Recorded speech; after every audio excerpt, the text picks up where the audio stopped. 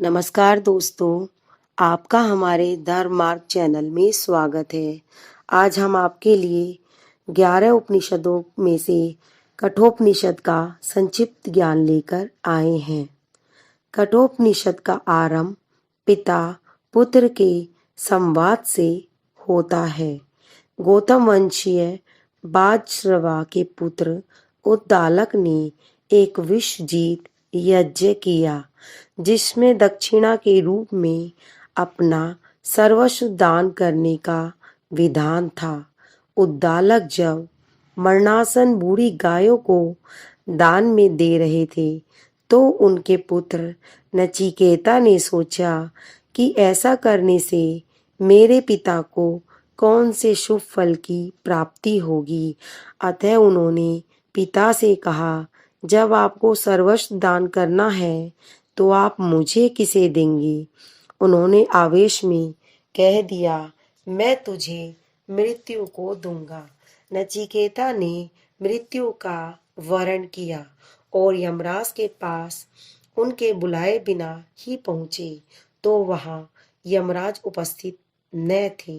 जब 3 दिन बाद यमराज आए तो नचिकेता के दृढ़ निश्चय को देखकर उसे 3 वर देने की बात कही। तब नचिकेता ने पहला वर पिता की शांति के लिए, दूसरा वर स्वर्ग प्राप्ति हेतु, तीसरा वर मोक्ष प्राप्ति हेतु ब्रह्म विद्या का मांगा। कथा रूप में इसी विद्या का पूर्ण विवेचन इस उपनिषद में है। कठोपनिषद कृष्ण यजुर्वेद की कठ शाखा के अंतर्गत है, जिसमें यम और नचिकेता के संवाद रूप में स्वर्ग प्राप्ति के हेतु अग्नि विद्या तथा मोक्ष के हेतु ब्रह्म विद्या का ही मुख्य रूप से प्रतिपादन हुआ है। इस अति गुण एवं रहस्यमयी विद्या का उपदेश किसी योग्य व अधिकारी मात्र को ही देने का विधान है, जिससे इसका दुरुपयोग न हो सके। यह ब्रह्म विद्या ऐसे उच्च कोटि की विद्या है जो सामान्य व्यक्ति को नहीं दी जा सकती, जिसकी बुद्धि का पूर्ण विकास नहीं हुआ है तथा जिसकी सांसारिक भोगों में भी रुचि है। वह इस विद्या को ग्रहण करने का योग्य पात्र नहीं है।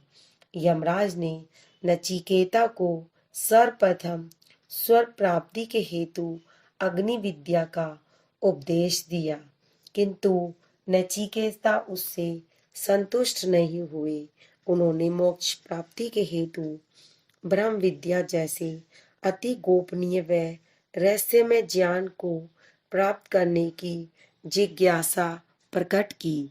यमराज ने उसे सांसारिक भोग प्राप्ति के कई प्रलोभन दिए, किंतु नचिकेता उन सब का तिरस्कार करते हुए ब्रह्म ज्ञान को प्राप्त करने के अपने दृढ़ निश्चय पर रहे।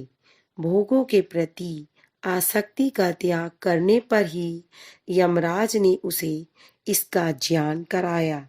यह ब्रह्म ज्ञान ही भारतीय अध्यात्म का प्राण है, जिसे प्राप्त कर मनुष्य अपने जीवन के उच्चतम लक्ष्य ब्रह्म को प्राप्त हो सकता है।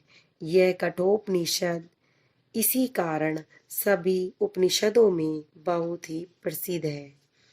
इसमें ब्रह्म के रहस्यमय तत्व का विशद विवेचन है। इसमें 2 अध्याय और प्रत्येक में 3-3 वल्लियां हैं। इसमें अग्नि विद्या से स्वर्ग प्राप्ति, आत्मा एवं जीवात्मा का वर्णन तथा ब्रह्म का वर्णन मुख्य विषय है, जिसमें अद्वैत की मान्यता को ही पुष्ट किया गया है। भारत में अध्यात्म ज्ञान के उपदेश की एक सर्वप्रचलित विधि यही रही है कि इस संपूर्ण ज्ञान को कथा, कहानी, दृष्टांत एवं गुरु शिष्य संवाद के रूप में ही दिया गया है। कहीं भी सीधा उपदेश यहाँ नहीं हुआ है।